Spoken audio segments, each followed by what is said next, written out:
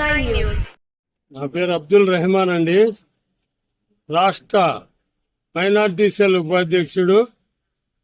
ఈరోజు అన్నగారు పుట్టినరోజు శుభ సందర్భంగా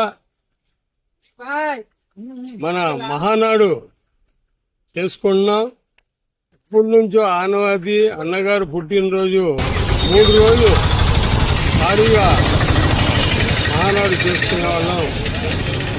కానీ ఈ సంవత్సరం మన మోడీ గారు చెప్పడం వలన ఖర్చులు తగ్గించండి, భారతదేశ పరిస్థితులు బాగలేవు, అన్ని ఖర్చులు ఇదే కాదు ఏ ఖర్చులైనా సగానికి సగం తగ్గించుకోండి అని చెప్పడంలో మా ముఖ్యమంత్రి గారు చంద్రబాబు నాయుడు గారు అతని మాట దాటకుండా, పిఎం గారు మాట దాటకుండా అతని మాట మీదే ఇవాళ మహానాడు నిన్న జరిగింది, ఈరోజు 2 రోజులే పెట్టుకున్నారు. 2 రోజుల్లో అక్కడ Mangalagiri main office, NTR main ఆఫీసులో కూర్చొని అక్కడ చేస్తున్న కార్యక్రమాలు ప్రతి వార్డులో స్క్రీన్లు తగిలిచ్చి ప్రతి ఒక్కరూ ఒక 100 నుంచి 150 మంది కూర్చొని మేము ఇక్కడ ఏం చెప్తున్నారు ఏంటో తిలకించి, నిన్న కూడా తిలకించి అందరూ చూశారు. ఈరోజు కూడా జరుగుతుంది. ఈరోజు ఏంటంటే అన్నగారు బర్త్డే.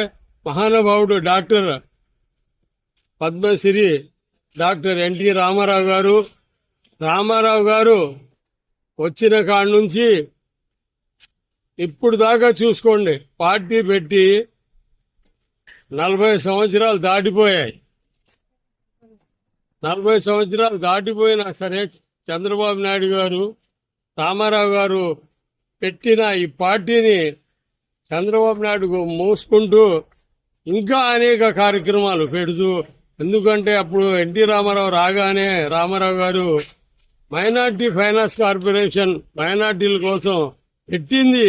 మైనార్టీ కార్పొరేషన్ అలాగే ఆడవాళ్ళ కోసం సమాన హక్కు, అనేక కార్యక్రమాలు మహిళల కోసం అయితే ఎక్కువ ఇచ్చేసింది అన్న ఎన్టీ రామారావు గారు. దాని తర్వాత మనకి కూడు గుడ్డ, తర్వాత 2 రూపాయలు బియ్యం వేసింది కూడా ఎన్టీ రామారావు గారే. అప్పుడు ఇల్లు కూడా అనేక 100,000 ఇల్లులు అప్పుడు